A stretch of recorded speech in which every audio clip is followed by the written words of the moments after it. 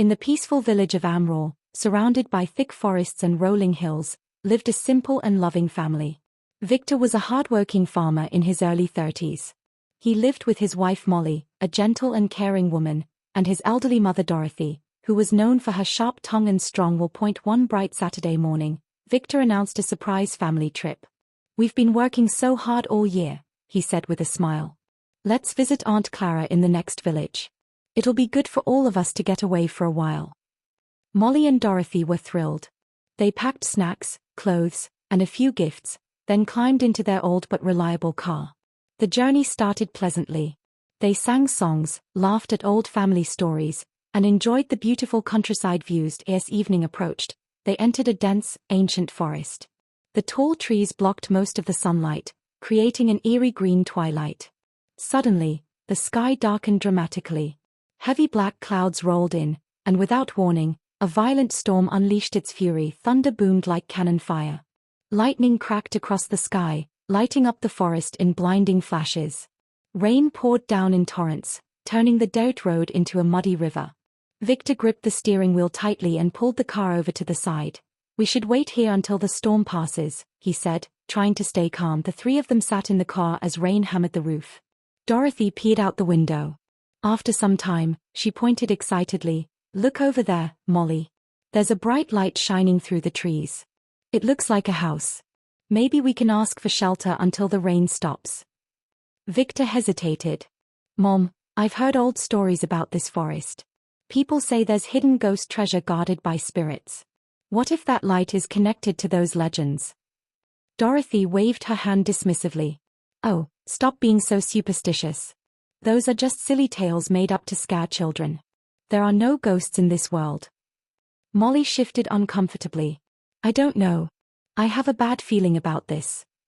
But as the rain eased slightly, Dorothy insisted. "We can't stay in the car all night. Let's at least check it out." Reluctantly, Victor and Molly agreed. The three stepped out into the drizzle and began walking toward the mysterious light. The forest was dark and silent except for the patter of rain and distant thunder. Molly's heart pounded with fear. "I really think we should go back," she whispered. "I'm scared. What if those ghost stories are true?" "You coward," Dorothy teased. "When a scaredy cat like you is already here, why would another ghost bother showing up?" Victor tried to mediate. "Mom, maybe Molly's right. This might be dangerous for all of us." "And where exactly do you plan to go in the middle of this dark, stormy night?" Dorothy replied. "There's a house just ahead. Let's go there." The family reached an old, mysterious wooden house. It looked abandoned yet strangely well preserved. They knocked on the heavy door several times. "Hello?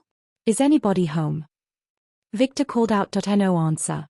When Victor gently pushed the door, it creaked open slowly on its own, as if inviting them inside. The three exchanged nervous glances but stepped inside. The house had an odd, timeless feeling.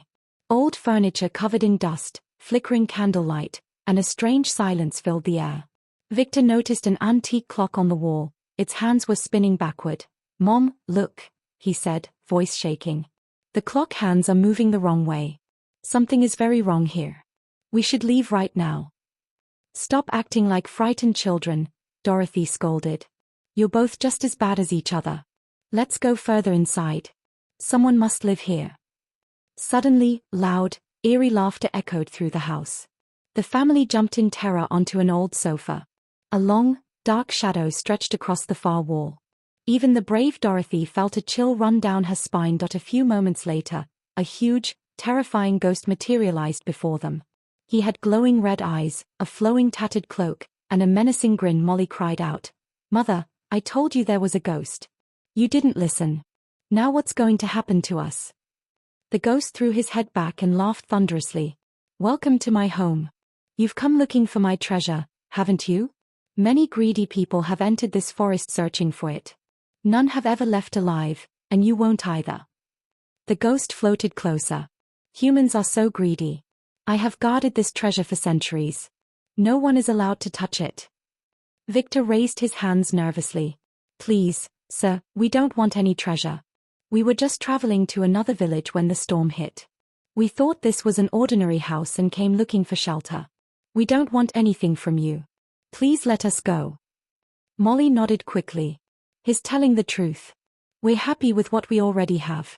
Please spare us. The ghost laughed again, louder this time. Do you think I'm a fool? Everyone who comes here says the same thing. I've been hungry for many years. Finally, I have 3 nice meals standing right in front of me. The ghost moved slowly toward Dorothy. Thinking quickly, she said boldly, "Before you eat me, I should warn you. A holy sage once cursed me long ago. He said that if any ghost eats me, I will become the queen of ghosts. And as queen, I will never leave you alone. So go ahead, eat me if you dare." The ghost stopped, looking confused. He then turned toward Molly. Molly thought fast. The same sage told me something too. He said that if a ghost eats me, I will become his daughter. So you would become my father. Go ahead and eat me if you want. The ghost scratched his head, now thoroughly bewildered. If you become my daughter, how can a father eat his own child? Finally, the ghost turned to Victor. "Ghost sir," Victor said calmly and sincerely, "I don't know anything about curses or sages. If you truly want to eat us, then do what you must. But we honestly don't want your treasure. To us, hard work and good values are the greatest treasures in life. I'm telling you the truth from my heart." The ghost stood silently for a long moment. Tears appeared in his glowing eyes. "I have guarded this treasure for hundreds of years, waiting for a truly honest person. Today, I have finally found one. Because of your honesty and pure heart, I am finally free from my curse." The ghost waved his hand, and the entire treasure, chests full of gold, jewels, and ancient coins, appeared before them. "This treasure is now yours. Use it wisely." With those words, the ghost smiled peacefully and disappeared in a swirl of light, never to return. The family stood in stunned silence. They carefully loaded as much of the treasure as they could carry and made their way back to the car once the storm had passed. The next morning, they went straight to the police station and honestly reported everything. They handed over the entire treasure to the authorities. The government was so impressed by their remarkable honesty that they rewarded the family with a generous share of the treasure as a token of appreciation. Victor, Molly, and Dorothy used their share wisely. They built a beautiful new home, helped their neighbors, and supported the village school. They never forgot the stormy night in the forest and the powerful lesson they learned. Honesty is the greatest treasure of all. From that day forward, whenever someone in Amrol faced a difficult choice, they would remember the story of Victor's family and choose the path of truth.